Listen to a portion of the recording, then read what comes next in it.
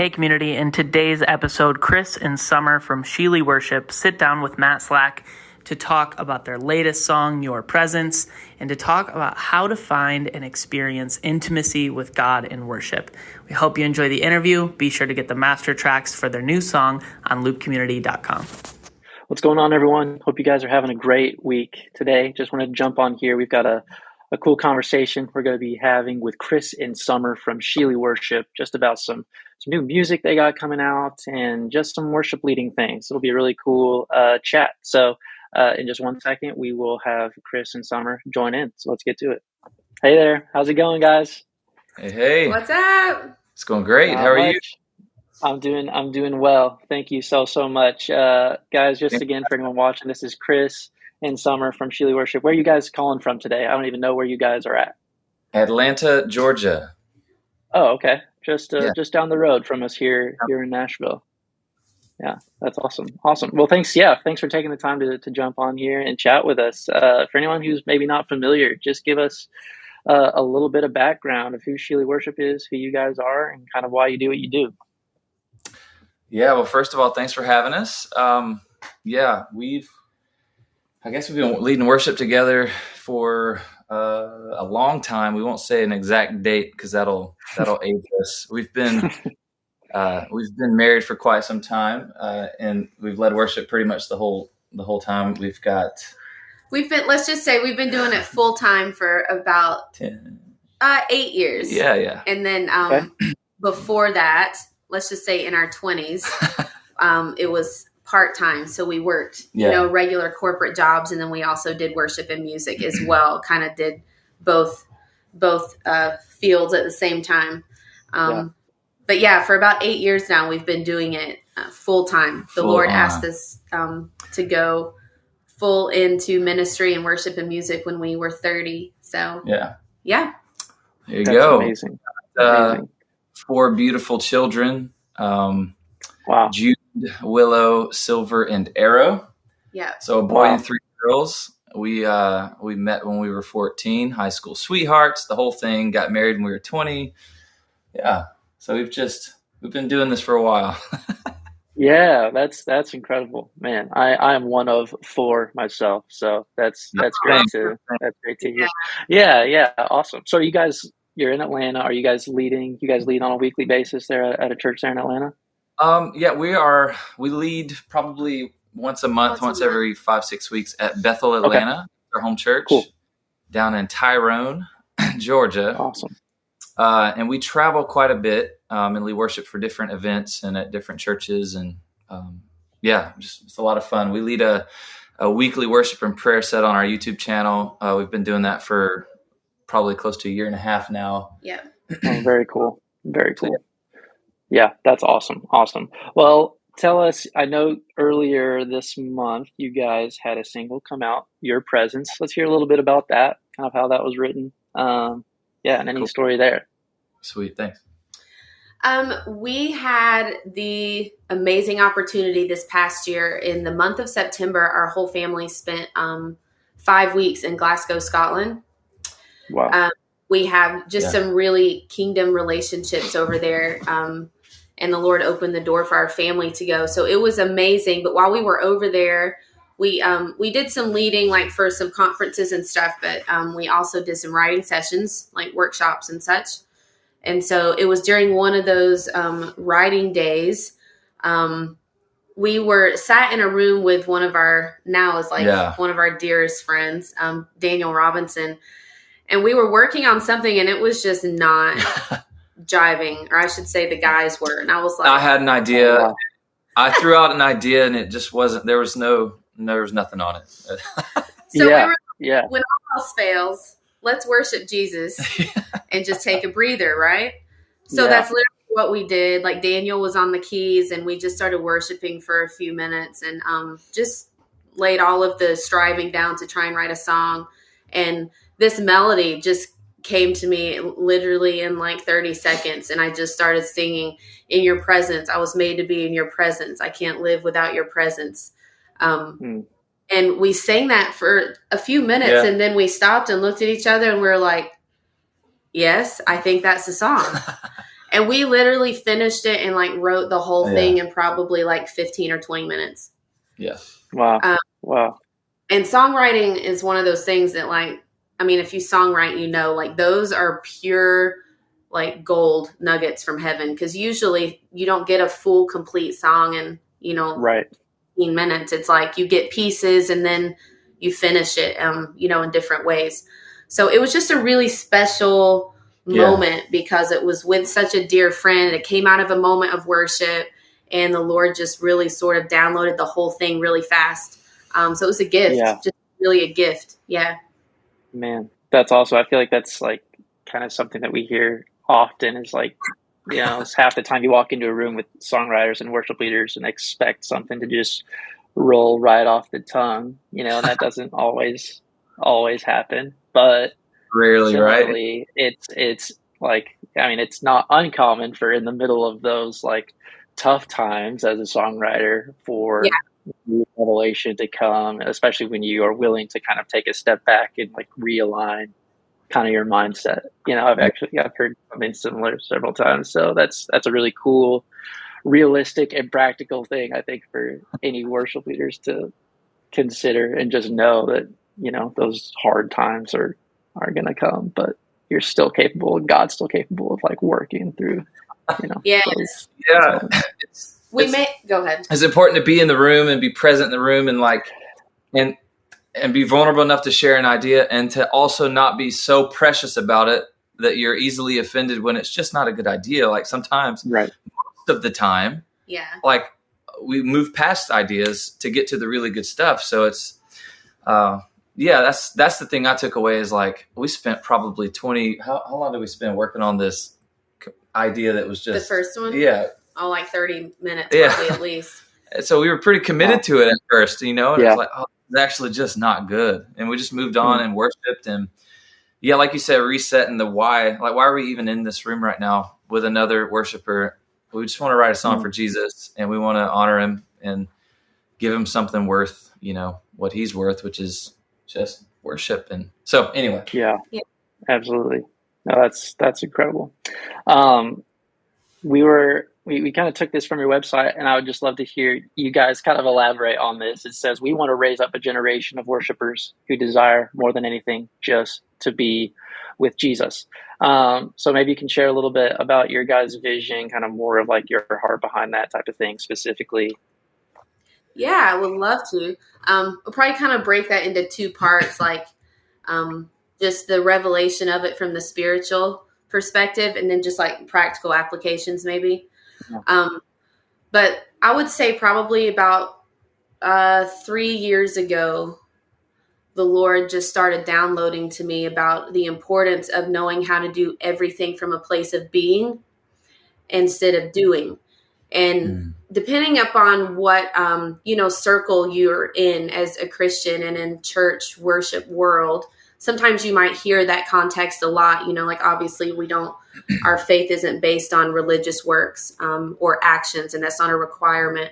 So it can become quite like, just Christian language. But I think it happens more often than we think, where we slip into doing things from a place of, I just have this task list to get done. Or if I do X, Y, and Z, this is my 5-year vision. So here are my practical steps to get there. And those things aren't bad because we are, according to the word, we steward what he's given us, right? But it can't replace learning to do everything from the place of being. So at his feet, it's the Mary and Martha story, right? Yeah, right. One of our dearest friends, he's a worship leader also, but he says adoration sustains the anointing, which sustains your assignment. And so that's really become something that we live by, and living in a place of adoration of him. The more it's actually in a lyric in our new song, Your Presence, as I behold you, the more I'm like you. So it's sitting at his feet, beholding him day in and day out, when it's easy and when it's not easy. And the more you do that, you can't help but become like him. And then as you become like him, it sustains the things that he asked you to carry out, which are the actions. But without sitting at his feet and becoming like him, the actions just become our task list. Yeah. As opposed to worship unto him. And so that's what we love to see, is being able just to disciple worshipers and worship leaders. And how do we do everything from the place of being to where then all of the doing is just a byproduct? Yeah. Because you're just so in love with Jesus, you can't help but advance the kingdom because you're so much like him. Yeah. So I don't know if you want to talk some of the practical applications. I think we're passionate to see younger worship leaders that are just really getting going in this know how to aim themselves, know how to define like who they are and what they're doing by the why. And the why is Jesus. And we've been through so much. We've seen so much. It's like we've learned a lot and we've done a lot wrong. And so our passion is to help younger worship leaders avoid some of the pitfalls that lead us to burnout.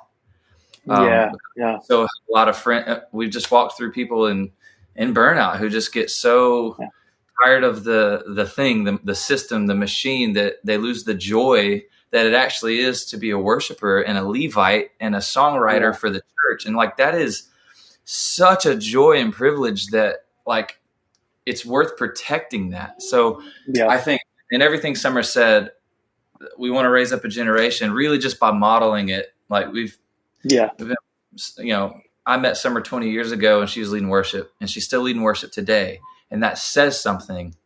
There's a key in there basically to impart to the younger ones of how to just live a life to do this. Because biblically, the Levites, they don't stop doing what they did until they were 50 years old. So we've got a long journey ahead of us to stay consistent with the Lord, so. Yeah.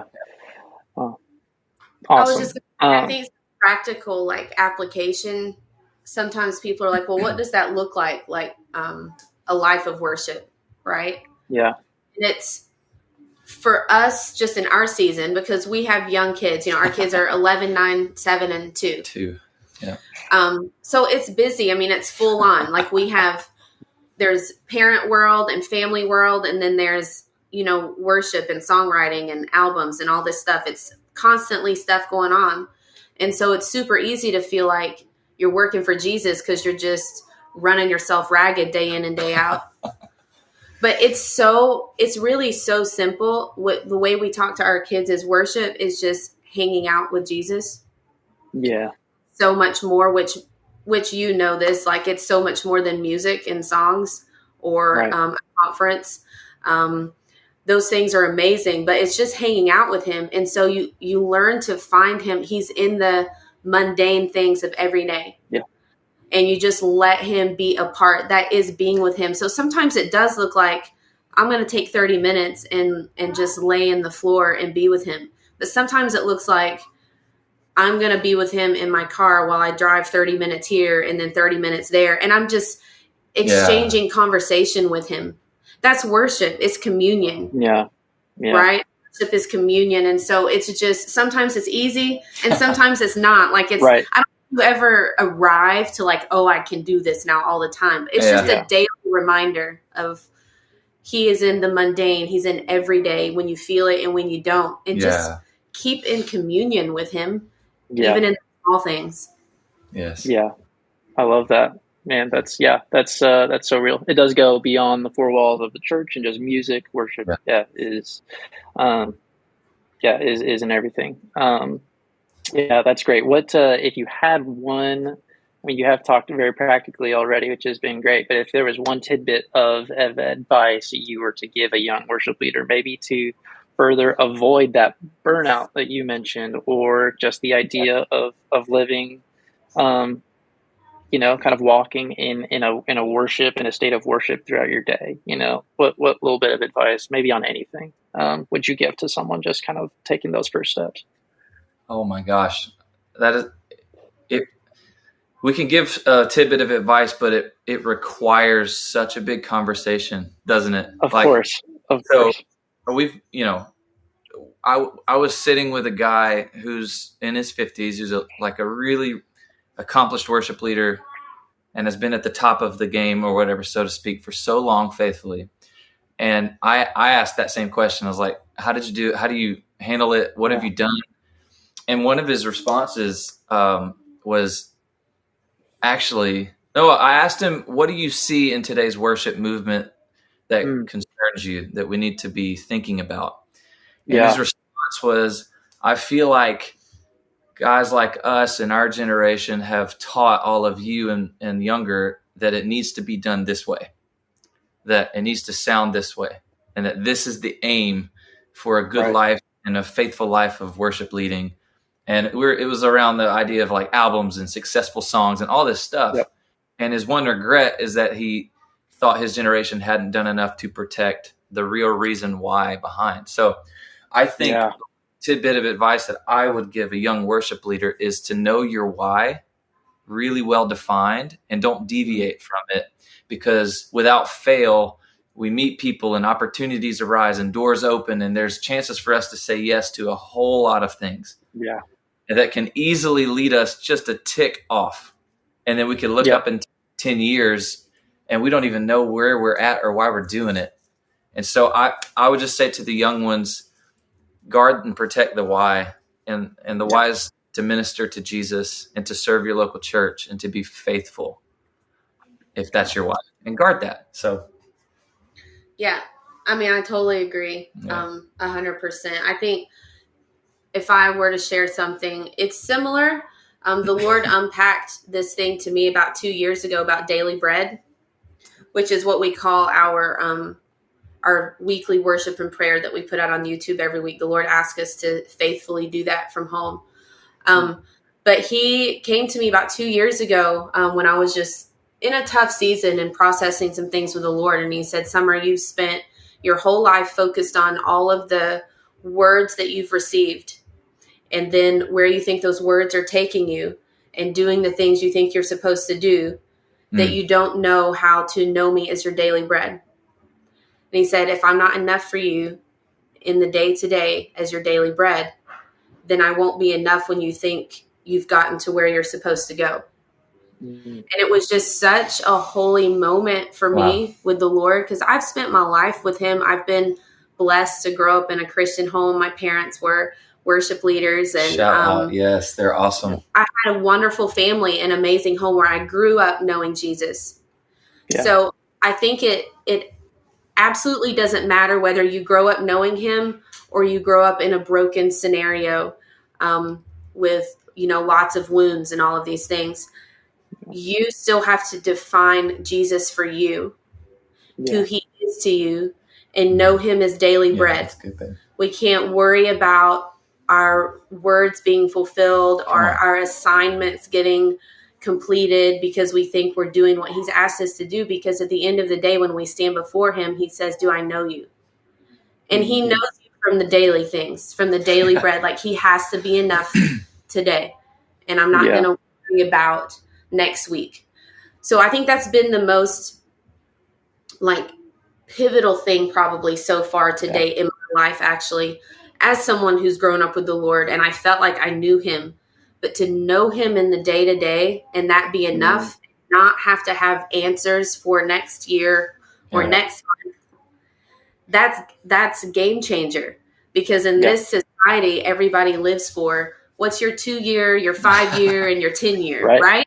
Right. I mean, that's what we're hardwired to do. And Jesus is like, no, I'm going to break all of those boxes. And I just want to know, am I enough for you today? And then once we get through today, I'm going to serve you a new table. Come on. And I'm going to be your daily bread tomorrow. Woo. Wow. And you become completely fulfilled, living a life feasting on him day to day. Oh, good. So that's what I would impart to the young worship leaders, know him in day to day as your daily bread. And all of those other things, they will come to pass. Yeah. Lord. Man, that's incredible. Yeah. And to go back to what you were saying, Chris, it's his mercies are new every day. It says, so whenever you accept that truth and begin to take it as your daily bread, that's how you stay in it for 20 years. We had a mentor tell us once, where I was just sitting at a table with an older gentleman, wise business guy. And he's like, Chris, don't you know that heaven's commodities are readily available to you in 24-hour increments. They come every day. And if you don't choose to use them that day, those will expire, and there'll be a new set of manna on the ground. That's right. That's right. And it'll expire. You can't hoard up the joy of the Lord. You got to drink that every day. That peace, you got to receive that peace every day. Do you know what I'm saying? So, amen. No, that's so good. That's so good. Thank you. No, those are all such good thoughts. I appreciate that. If we were to shift gears a little bit, let's get a glimpse into the future of Shealy Worship. What exciting things are you guys working on? What do you got coming up in the next months, year? Oh yeah. So we're so busy right now in a lot of good ways. We help run a record label that we helped co-found with an amazing guy that got sent into our life named David Anderson, and it's called Pure Mosaic Records. Awesome. And so we've got a lot of projects underway with that record label. It's all about bringing a new sound and really collaborating, and we're pursuing some diversity in sound and artists. With an artist in the UK, helping produce a record. We're working on a different kind of sound out of Shealy Worship, where we're collaborating with a really good friend of ours who's a rapper here in Atlanta, and nice. And a trap music producer and a pop producer, and we're trying to create this world, a new world, where it's like worship and trap and it's a new thing. It's even hard to put into words. We're that's awesome. In making this record right now, but it's been one of the most enjoyable processes of making a record we've ever. And then we're also aiming to release a single. About every 8 weeks or so. Every 6 to 8 weeks. Yeah. Awesome. So it's just kind of a steady, consistent flow and a variety of, just the worship aspect of what we do day in and day out, and then just some new worlds, because part of our vision with the label is to see worship infiltrate every genre. Yeah. Because we really burn passionately to see that redefined as worship is not a genre on its own. Right. It should infiltrate all the genres. And so, yes, we're just loving this season because God's connecting us with amazing, influential people in different genres. And so we're just leaning into those relationships and partnering up and just asking the Lord, what do you want to do with these sounds? So worship can be even redefined in these different worlds. Wow. Yeah, that's awesome. That's awesome. Chris, do you have anything else?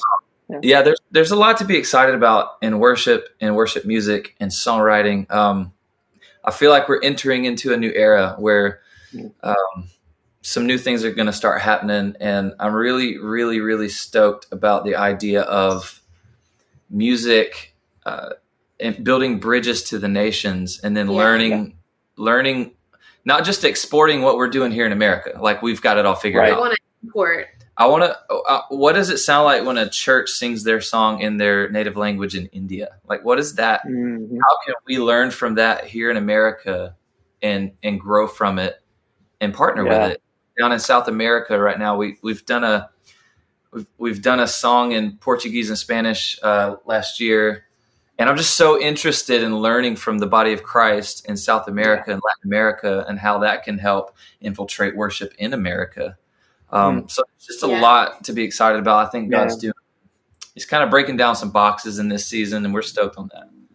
Yeah, that is incredible, man. I'm so excited to hear kind of what comes of that project and all this stuff you're exploring. It really does sound cool. I think, to shake things up in terms of sound and genre, I think is something that would be really, really sick. So appreciate what you guys are doing. This conversation is great. So many worship leaders and songwriters are in here, and just really, really, really take heart. Take to heart what you guys have to share about songwriting and your experience. I appreciate you guys taking the time. Yeah, awesome. Well, we'll have to do this again soon. Kind of follow up and see where you guys are at. With all this exciting stuff. So we're pumped for you guys. Yeah, thank you so much for having us. Yeah. Yeah, not a problem. I'll talk to you guys soon. All right. See ya. Well, that was Shealy Worship, everyone. Sounds like they got some really cool things coming down the road, so you'll have to stay on the lookout for that. Just really glad to hear from them about kind of their experience and the tips they had for just walking daily in a state of worship and everything. So we appreciate them. I think we have maybe one of their singles up on the site, but we'll have to see what we can do about getting more of their tracks available on Loop Community. Just wanted to say thanks for tuning in, and we'll see you guys next time. Hey guys, this is Matt McCoy. Thanks so much for tuning into today's podcast. We're trying to provide content that's really helpful and meaningful to you as a worship leader. So make sure you hit the subscribe button to stay tuned for more from the community.